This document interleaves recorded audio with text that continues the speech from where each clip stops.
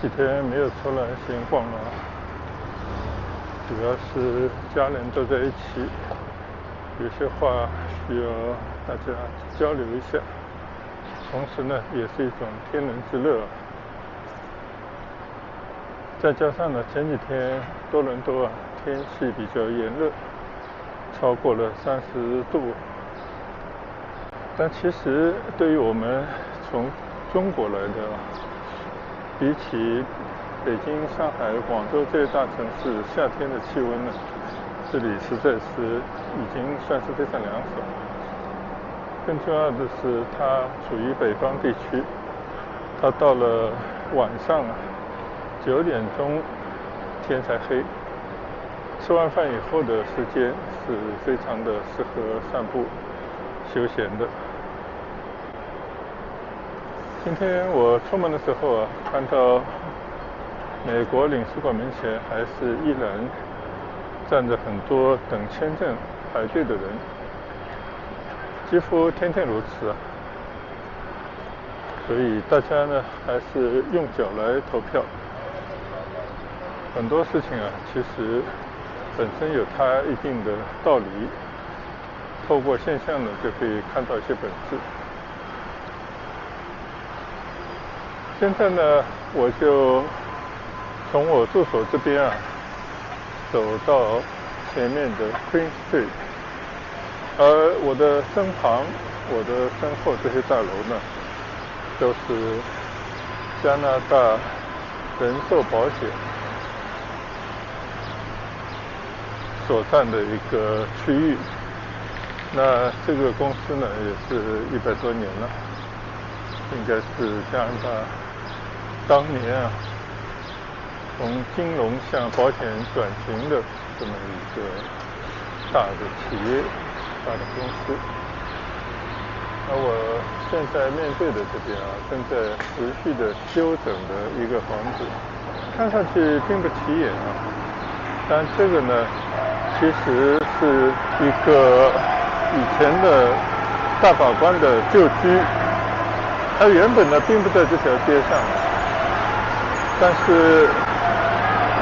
有一帮法律界的人士呢集资在一些年以前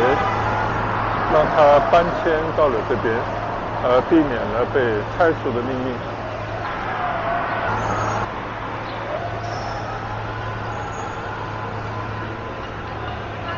这个地方叫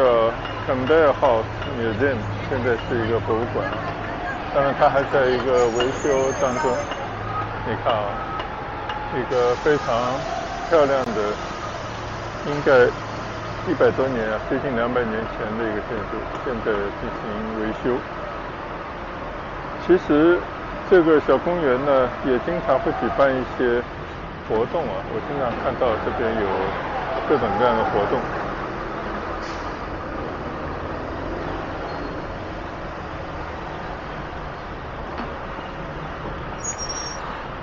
前一天呢在家也是查找了一些资料，因为对这边的很多的这些景点或者说是一些城市当中的雕塑，或者是花园，或者是比较古的那种建筑呢，完全都是搞不清楚的，所以稍稍的在网上也查阅了一些资料。现在我面对的呢这条是大学大道，应该是多伦多我自己感觉最宽阔、最优雅的一条街道了。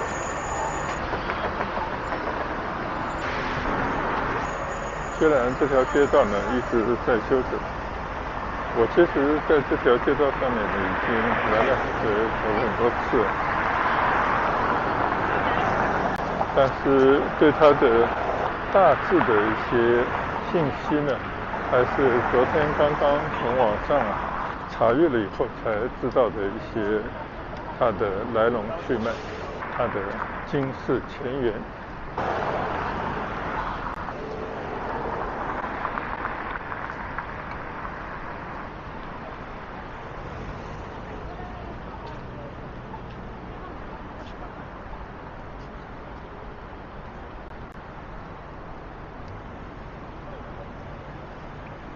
现在呢，我继续在这条 Queen Street 上面向市政厅方向行走几步其实这边走到市政厅呢，我估计也就是5分钟的路程。这边呢，我们如果很多次以前一直搞不清楚它这个大草坪像一个花园一样的地方，它到底是干嘛的？但是我昨天稍稍查了一下呢，就了解到，其实这边呢是多伦多以前的一个法律的协会。这个很有意思的一道门有的呢说这个是维多利亚的一种款，但是也有人觉得当时设计呢就是为了防那种牛那种进入因为当年这个地方是没有这些高楼的，都是一些相对来讲比较原生态的地方。现在这个正在维修的巨大的一个算是古建筑了吧，相信应该有200来年历史的一个大房子呢，其实是多伦多法律的一个算是诞生地吧。同时呢，也是以一个当年的大法官命名的这么一个楼当时就成了一个法律的协会，然后呢，进而就有了法学院，是当年被认可的知名的一个法学院。后来呢，又有了很多新的功能。现在呢，是法律方面的一个图书馆，同时呢，也有很多的一些机构，比方说女性法律工作者协会等等，就是这样的一个地方。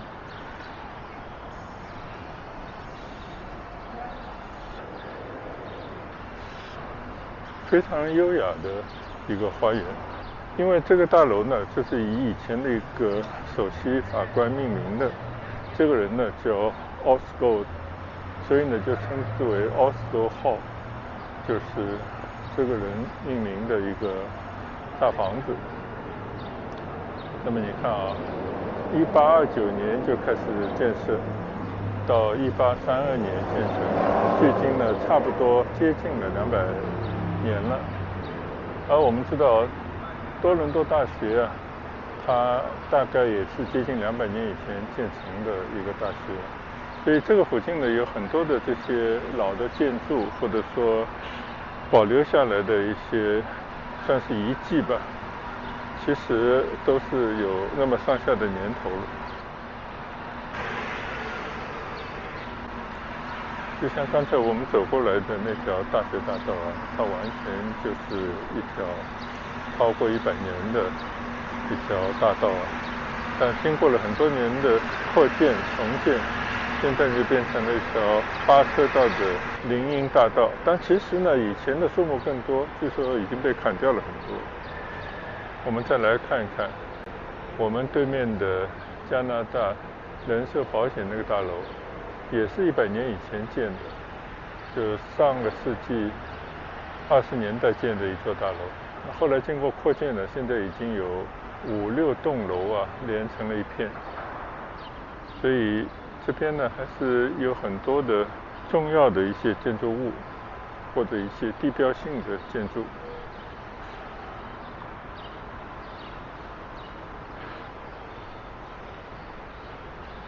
我们再从这个显得有点奇怪、非常局促，我也是觉得人长胖一点都很难进来的这个门拐出来，继续呢来到这个皇后大街上。边上呢早已经是现代化的高楼林立了，我们可以来看一看。现在马路对面我正对的呢，这个是世纪一个演艺厅，据说是加拿大的歌剧院还有芭蕾舞团经常在这边演出的地方。而它的隔壁呢，那栋棕色的房子就看上去完全就是水泥的外墙，它是喜来登酒店。我们在这个下面呢，可以通过它的 pass 就是地下的通道去到downtown很多地方。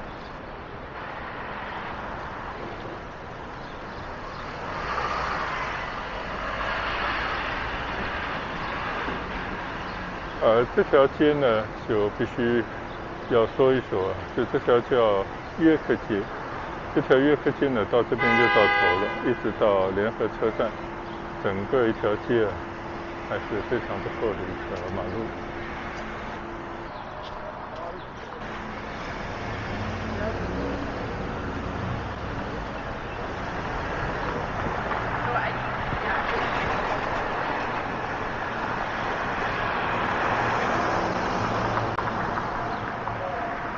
我觉得多伦多的街道，尤其在这样的一个季节，非常舒适的散步的好地方。尤其是对我们这些外来的人来讲，因为很多这些事物我们都不甚了解，所以就有一种怀着探索的心态，可以在这样的街道走走。那么如果你辅以网络事先去做一些查阅，或者事后呢进行一些阅读，去了解一下这个城市的地方啊等等，很多会给你带来一些原来如此这样的感慨，还是蛮有意思的。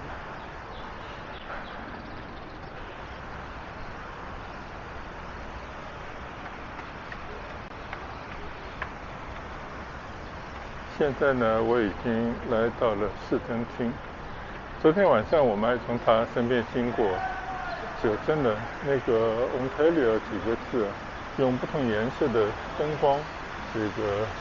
点亮以后啊，就感觉真的非常漂亮的一个地方。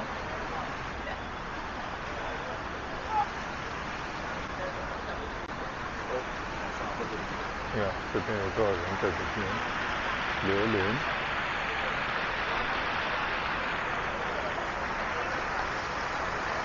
在一个市民广场啊，就大家还是非常喜欢到这个地方来散散步，随意的走走，因为真的氛围很好，非常平和，非常自由自在啊，而且应该说这个广场还是很有美感。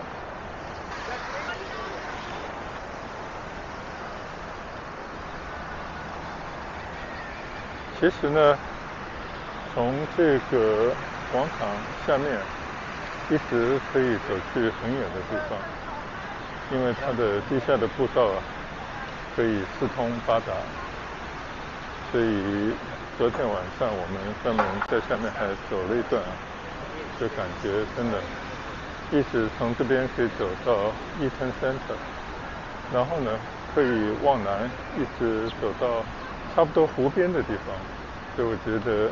这个地方的地下通道和路面的交通啊，形成了一种立体的，尤其是冬天啊，天气恶劣的时候，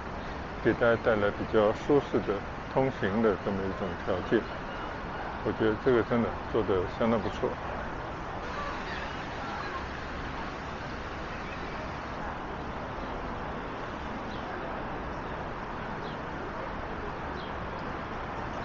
市政厅边上呢，马路边上有一个角落啊，你看放了6个国际象棋的棋盘。今天没有人啊，但是我们每次来的时候就有很多象棋爱好者在这边对垒。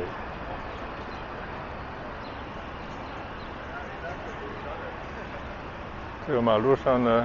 就会有些这种小餐车，或者说小的石阶摊档，一个热狗5块钱，价钱也不贵，还是挺好的。当然这边也会有一些专门做各种宣传或者推销某种信念啊，当然有些可能是推销某种商品的一种宣传活动。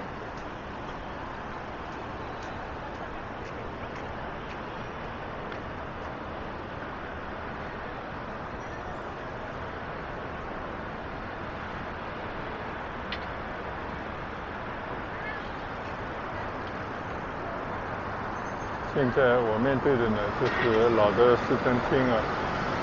一个大钟楼。每到正点呢，它就会敲钟，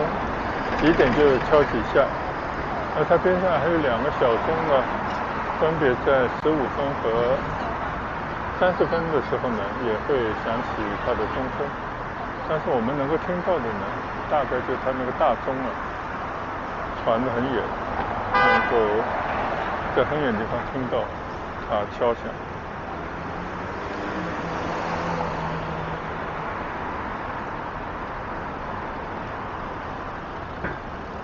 现在我们走过背街，背街呢就是到这里啊，拐了一个弯。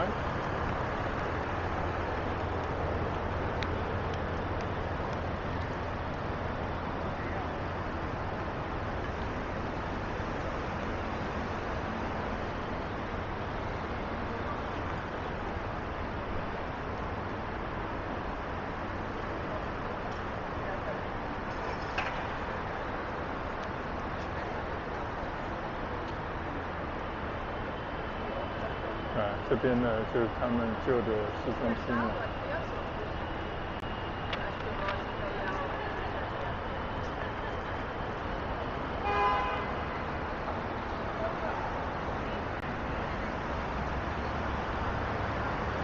皇后大街在这一段呢就一直在维修啊，前方呢就是 Eaton Center， 正对着呢这头就是背街了，所谓的金融街。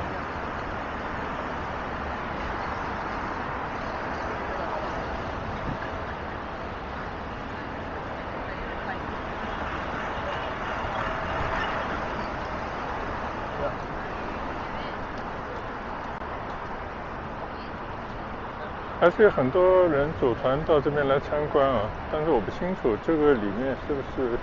可以进到屋子里面去参观的。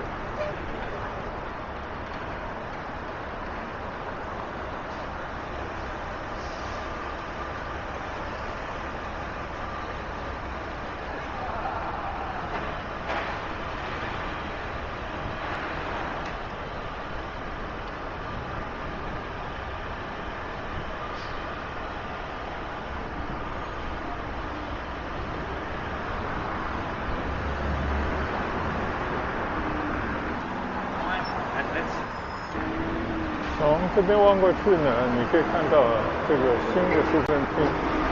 其实也不新了，大概是已经有50来年的历史了。上个世纪70年代吧，建的这么一个市政厅啊，2栋弧形的房子围着一个中间像一个飞碟一样的建筑物，当年应该这蛮科幻，现在呢也不过时。所以我觉得这个设计应该是相当不错的。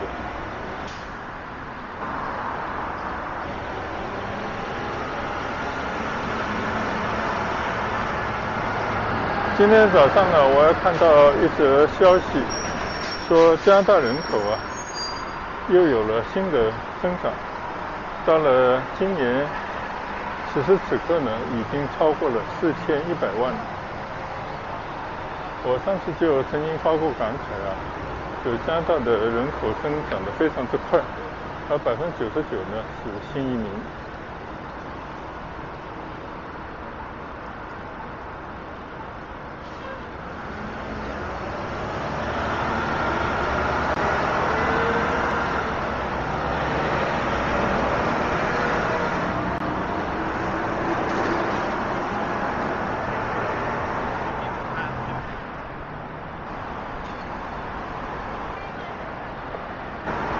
所以我想呢，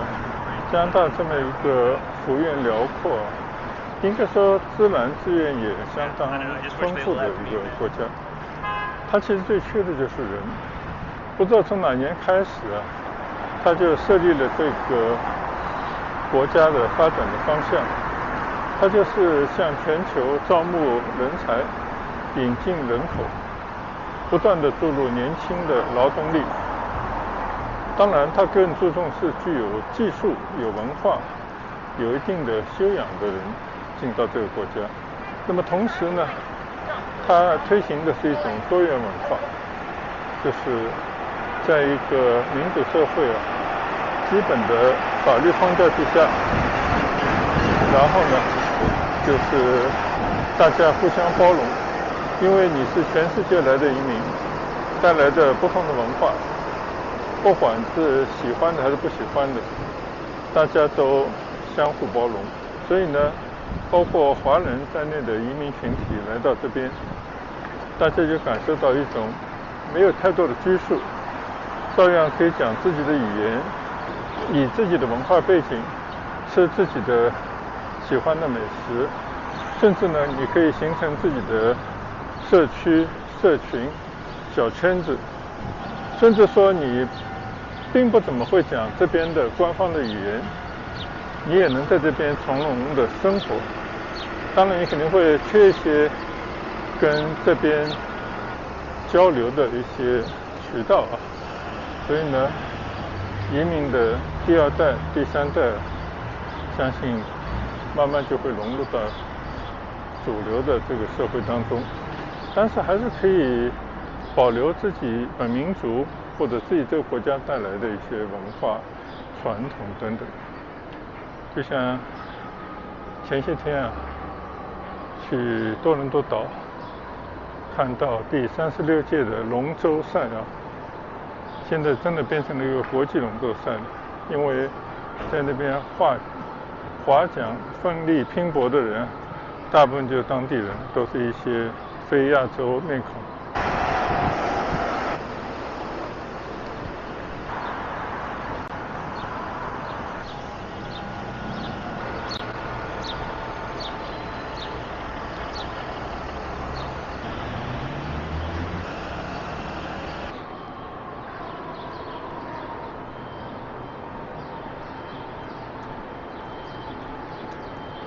现在呢，我已经来到了Eaton Center边上啊，有一个教堂，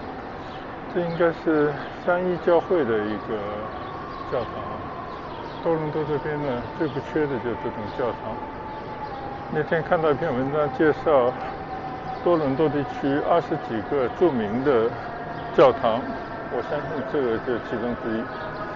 那么这边呢，我们会看到一种现象啊，就是我们中国人有时候难以理解的，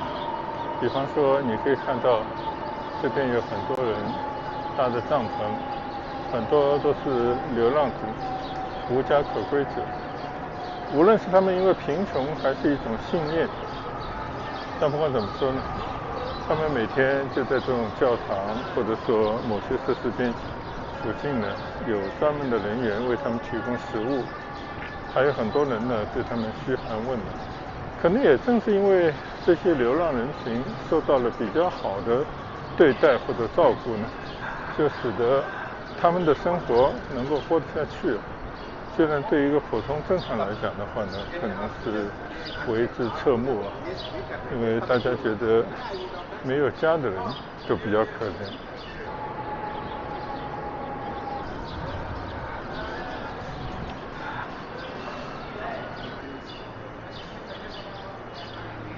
这地方呢就有写1847年就建了这个教堂，三一教会。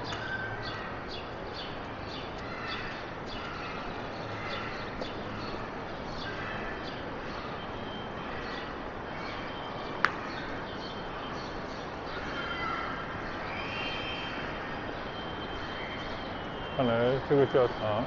规模还挺大。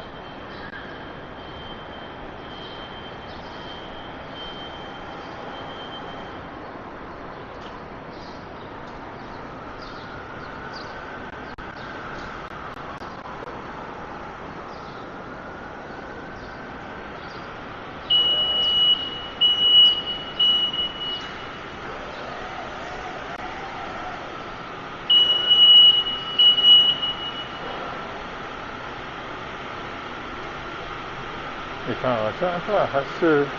蛮注重这些房子的维护，不断的通过这种清洁、重新刷墙壁的油漆，让它看上去比较好看。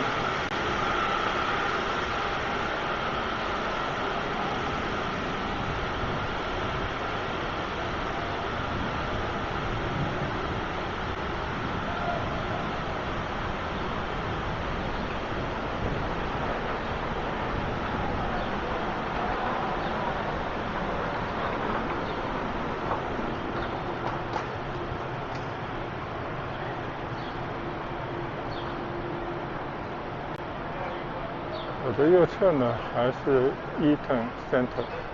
这个 Eaton Center 呢还是占地非常的大，它从皇后街一直到登打士街，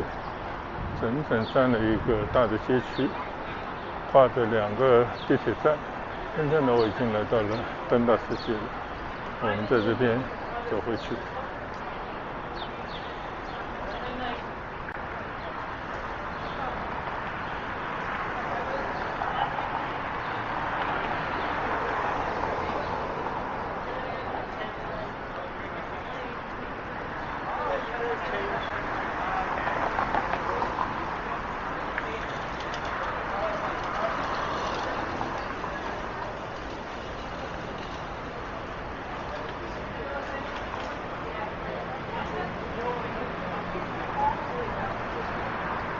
和所有的城市啊差不多，越是在这种相对比较繁华热闹的街区呢，就会看到有更多的流浪者。那么加拿大这边呢，出于人和人之间的尊重，尤其是这个政府或者社会呢，对于这种弱势群体的包容吧，就他们在这边呢，也可以自由自在地过着他们想要这种流浪生活，而且老百姓呢也不会对这些人侧目，反而我看到更多的呢是施以援手，给他们10块5块的钱，甚至有人说这些流浪人的收入啊比打工者还要高，当然这个具体情况呢也不得而知。现在呢我就在这条丹达斯街，丹达斯和样贝这里呢都是最热闹的街区。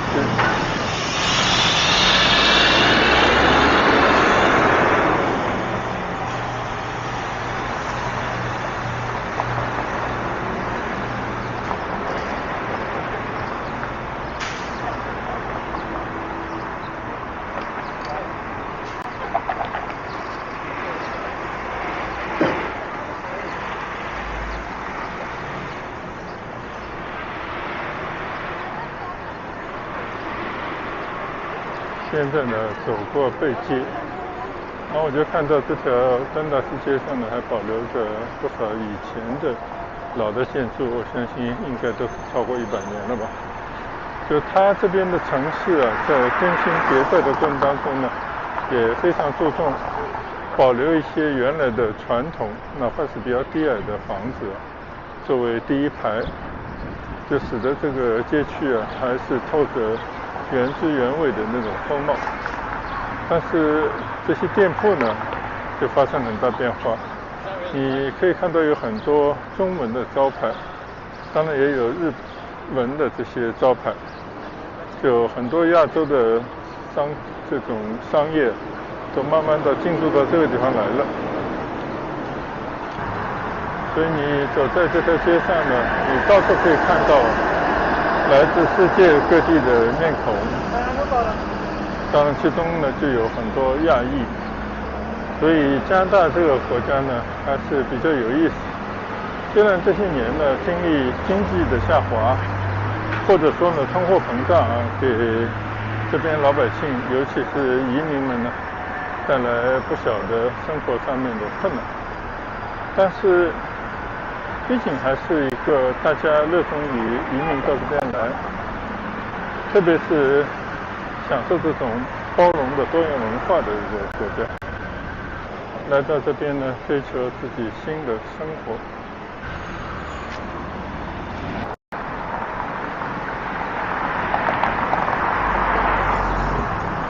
所以大家还是带着自己的向往。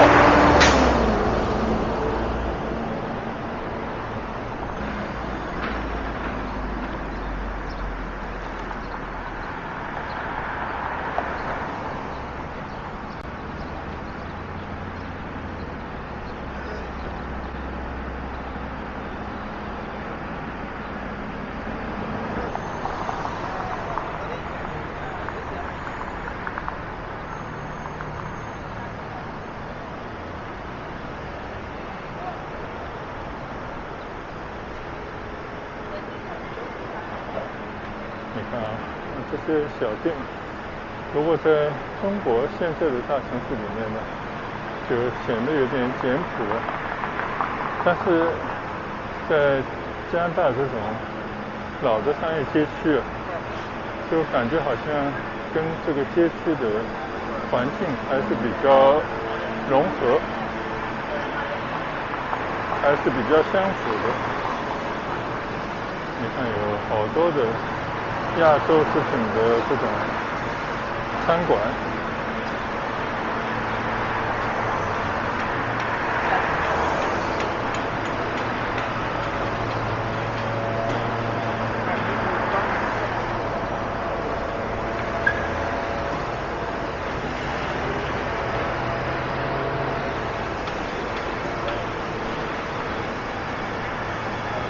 前面的是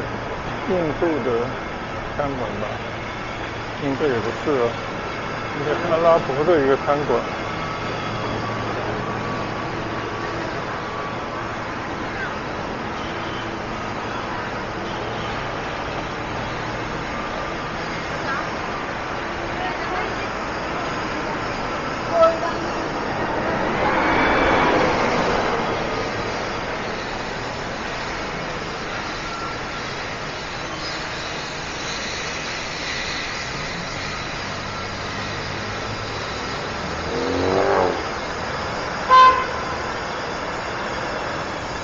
走了一圈呢，又走回到大学大道上了。其实大学大道呢，从这边开始啊，向北呢就被称之为医院街，因为有非常多的医院，一直到皇后公园。从这边开始呢，就慢慢的变成更商业化一些了。但是这条大道呢，没有什么商业，而且根据这边定的一个规则呢，这条街上是没有商业广告的。我们可以看看所有的楼顶，没有一个楼顶上面是有商业广告的。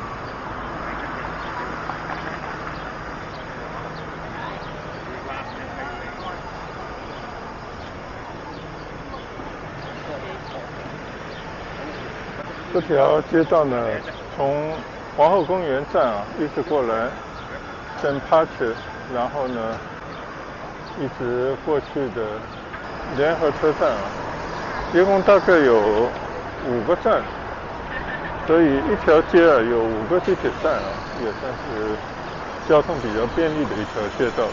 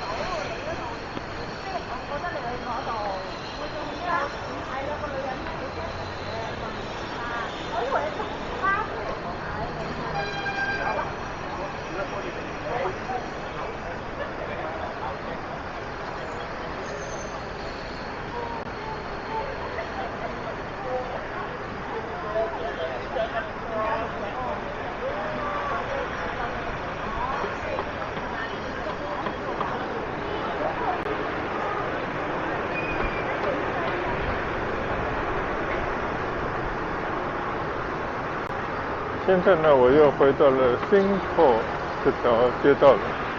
我的对面呢，就是当地的一个警察局。这条街道呢，也在进行更新啊。你可以看到这边建了不少的办公楼和住宅楼。前面就是我的住所了。这一段闲逛呢，分享给大家。我们在多伦多呢，还剩没有多少天了啊。还会尽可能的到处走走，遇到觉得有趣的，会跟大家再做一些分享。欢迎大家跟随我的频道，跟随我的脚步，跟着我的镜头来看一看加拿大多伦多这座最大的城市它的面貌。它的环境、它的人文气息。好了，谢谢大家的跟随和观赏，我们下一段出行再见，拜拜。